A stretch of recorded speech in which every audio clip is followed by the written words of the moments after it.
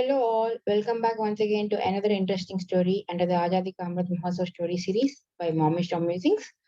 Today I'm going to introduce you to another brave king, not only a brave king, a king who follows his mother's words to the core. The king who loves so much about his mother that he is ready to do anything for her. No, my dear friends, I'm not going to Indian mythology to talk about Sri Rama or Sri Krishna. Going only into 12th century. Let me take you to 12th century to introduce you to this king called Langula Narasingha Deva. Langula Narasingha Deva is the king who has built Konark temple and also driven away Bengal Sultanate completely from the eastern side of India. Surprising, isn't it? So before we let us go first understand who are his parents, what is this, when was this king born, and what is this person's nature all about. Narasingha Deva belongs to Eastern Ganga dynasty, and in 12th century, Eastern Ganga dynasty used to extend all the way from Ganga River on the north till the Godavari in the south, and it's a very powerful kingdom at once upon a time. And Ananga Bhima Deva, he is the father of Narasingha Deva, along and his mother's name is Kastura Devi. And for them, Narasingha Deva is the only one son, and they have one more daughter there. And they raise both these kids in a very religious way. And they should always tell stories about the Indian mythology, that is Ramayana and Bhagavata and all in Bhagavatam, and also they should teach the more life lessons from Bhagavad Gita. So in that way, they were all kind of, very grounded kids during their childhood. And though they were grounded, Narasimha Deva used to always say that no foreign invader should set foot in the Indian soil. He used to always believe in that Akhanda Bharat concept also at that point of time. But uh, and one more thing I want to talk to you about here is that Annagadeva got it, not Annagadeva, sorry, Narasimhadeva got a nickname as Langula Narasimhadeva. If you see the Sanskrit word or the Odia word for Langula, it means tail.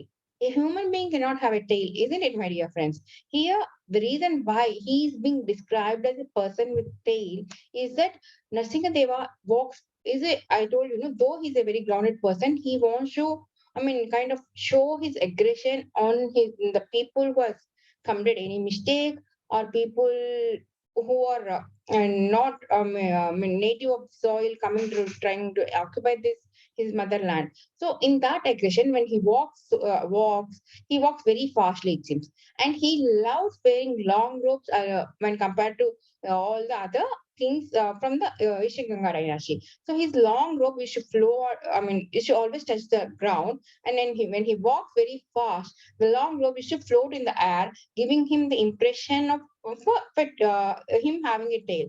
And the sword which he carries, even during his childhood days, used to be very lengthy one, and it used to also touch the ground, or most of the time it seems.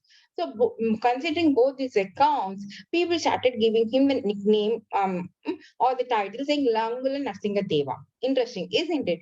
So now, during the 12th century, Bengal Sultanate is being ruled by Tugan Khan, who is again the heir of or Bakhtiyar Khilji, whom you remember we spoke a couple of days back about how he destroyed Nalanda University and all. After Bakhtiyar Khilji got killed, then the Delhi Sultanate has sent Tugan Khan as the governor for Bengal Sultanate. And Tugan Khan always wanted to come down into south, especially to the down south, and occupy Kalinga Empire as well, because at that point of time, Kalinga Empire, that is currently being ruled by Eastern Ganga dynasty, is a very prosperous empire which has a lot of fertile agricultural land, as well as business oriented ports in the Kalinga shoreline. So Tugan Khan was always eyeing at the money that gets generated out of the ports, as well as the revenue that gets generated out of the agricultural lands. So he always wanted to kind of come and attack the Kalinga land, and he should do multiple invasions, which were all unsuccessful under our mm, uh, Narasimha Deva's father, Ananga time itself. And Narasimha Deva used to always tell his dad that why are you waiting for this Tugan Khan to come and attack us? Why can't we go and attack him?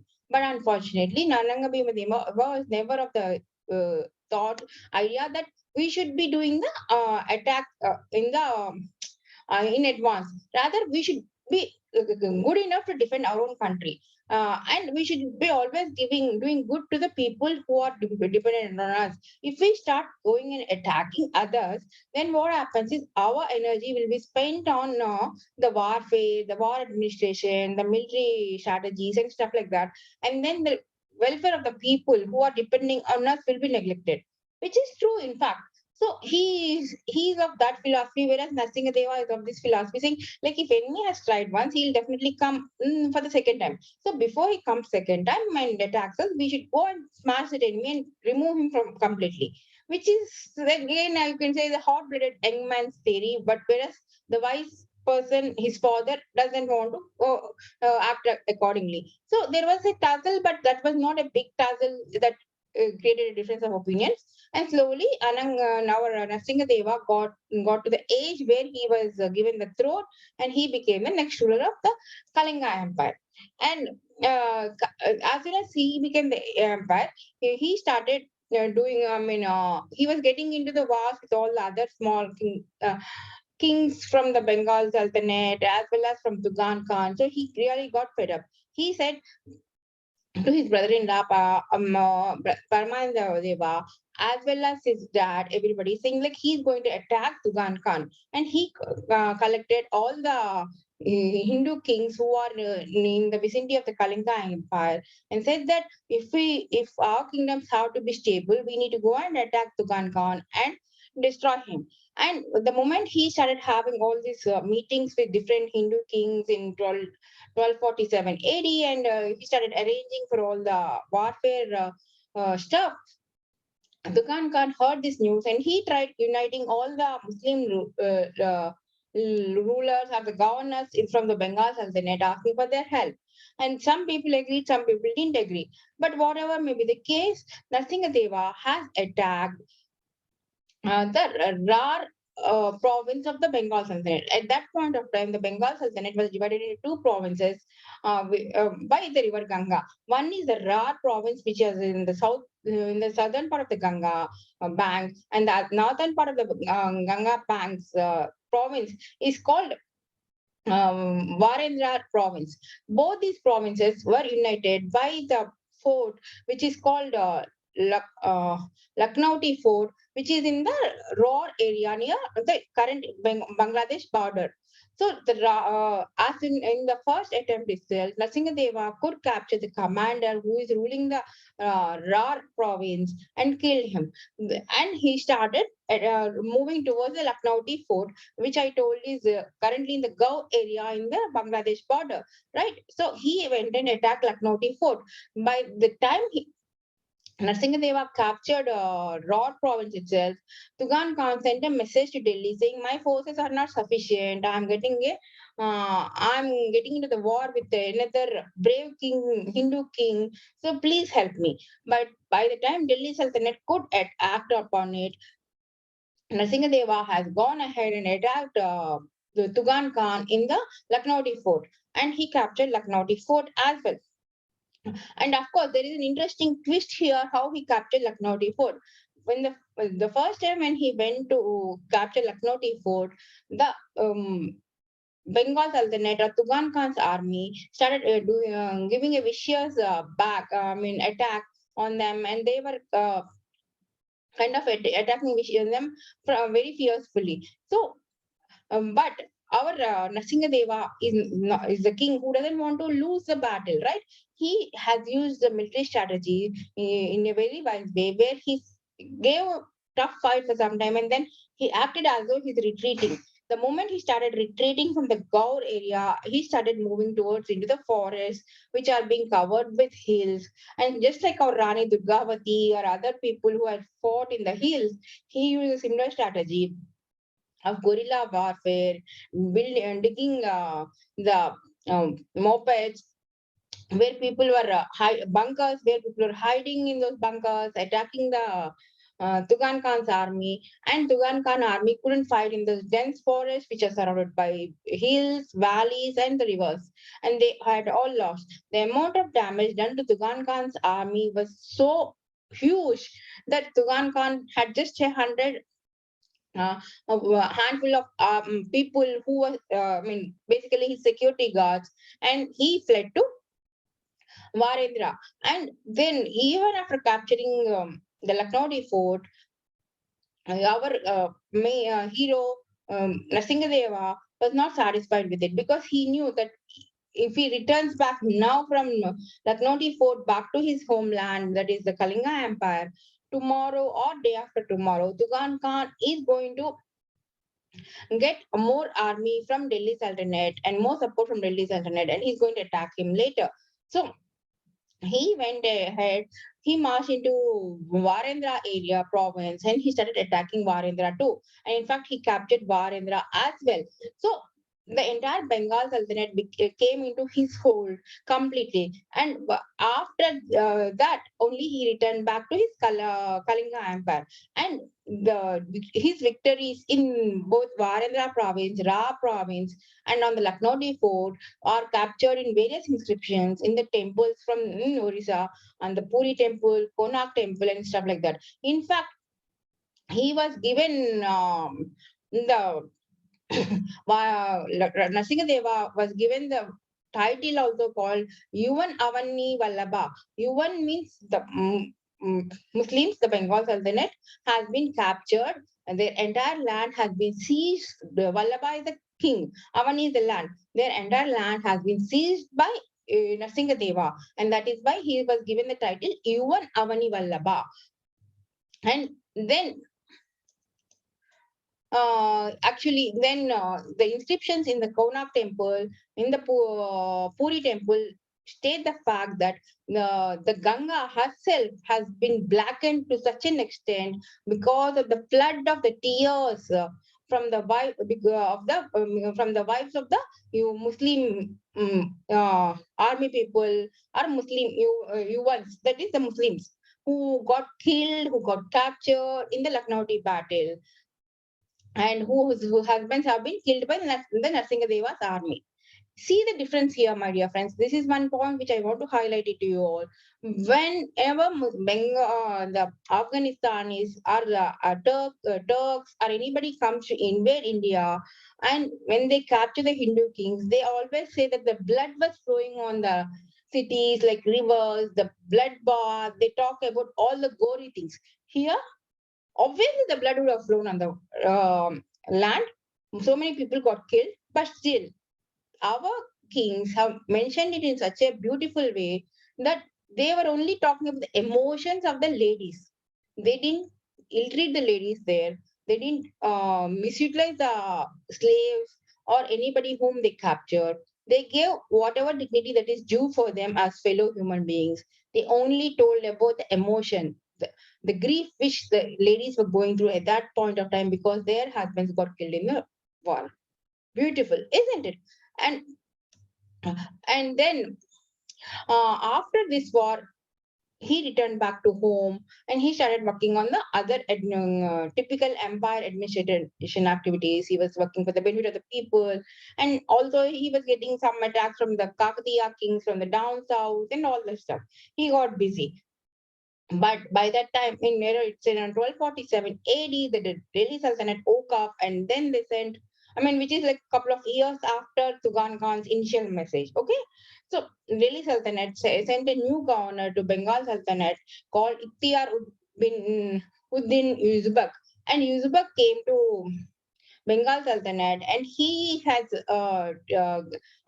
pulled Tugan Khan away from the power. He had taken Tugan Khan's power completely, and he became a new governor for Bengal Sultanate.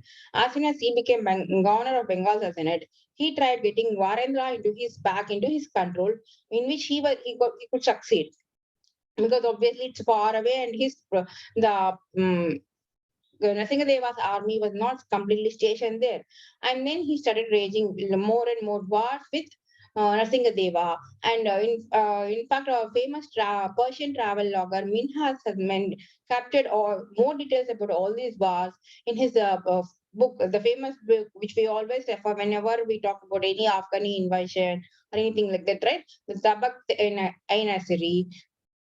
When Narasimha had fought almost 4 battles with Ikhtiyaruddin Uzbek, and in the last battle, Parmadi Deva, his brother-in-law, got killed, but he could capture again the Lucknow fort at that point of time. Once again, after in that battle, and Ikhtiyaruddin Uzbek fled back to Warendra province, and he didn't have any guts or courage to come down of Ganga into and enter into Kalinga Empire, and that's how the Bengal Sultanate um, spread got limited only to the upper Ganges part, and it has been put to a stop because they never try.